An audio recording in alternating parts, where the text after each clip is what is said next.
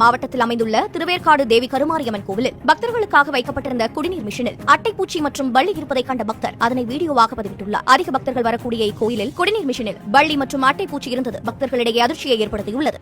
தண்ணி குடிக்கிறதுக்கு வைக்கிறாங்களா இல்லை நோய் வந்து சாவத்து வைக்கிறாங்களான்னு தெரியல. அதுக்கு தண்ணி வைக்காமே இருக்கலாமே. தண்ணி வைக்கிறது பெருசு கிடையாது, அது கரெக்டாக பராமரிக்கணும். ஸோ நிறைய இடத்துல இந்த மாதிரி செக் பண்ணிவிட்டு தண்ணி க்ளீனாக இல்லைன்னா அந்த இதுவும் க்ளீனாக இல்லைன்னா தயவு செஞ்சு ஆக்ஷன் எடுங்க. ஏன்னா தண்ணின்றது வந்து எல்லாருக்கும் தேவைப்படுறது, எப்பயுமே குடிக்கிறது தான். எல்லாருமே ஜூஸ் வாங்க முடியலனாலும் அட்லீஸ்ட் தண்ணி குடிச்சிட்டு போகிறவங்க நிறைய பேர். இப்போ வெயிலுமே ரொம்ப அதிகமாகிடுச்சு. நிறைய இடத்துல வந்து பானை வைக்கிறது இதெல்லாம் நிறைய வைப்பாங்க. தயவு செஞ்சு இதெல்லாம் செக் பண்ணுங்கள்.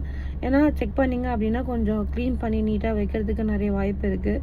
தண்ணி வந்து இருக்கும்போது அதோட அருமை தெரியாது, இல்லாத போது நமக்கு அதிகமாக தண்ணி தேவைப்படும் போது, அப்போ தண்ணி இல்லாத போது தான் அதோட அருமை நமக்கு தெரியும். அண்ட் அதே தண்ணியால் நிறைய நோயும் பரவறதுக்கான நிறைய வாய்ப்பு இருக்குது. இந்த மாதிரி இருந்துச்சுன்னா வெயில் டைம் வந்துச்சு, நீங்களுமே தண்ணி வைக்கிறீங்க அப்படின்னா கொஞ்சம் நீட்டாக க்ளீனாக வைங்க. முடிஞ்ச அளவுக்கு எங்கேயாச்சும் போகிறீங்க அப்படின்னா வீட்டிலேருந்து தண்ணி எடுத்துகிட்டு போக பழகிக்கோங்க.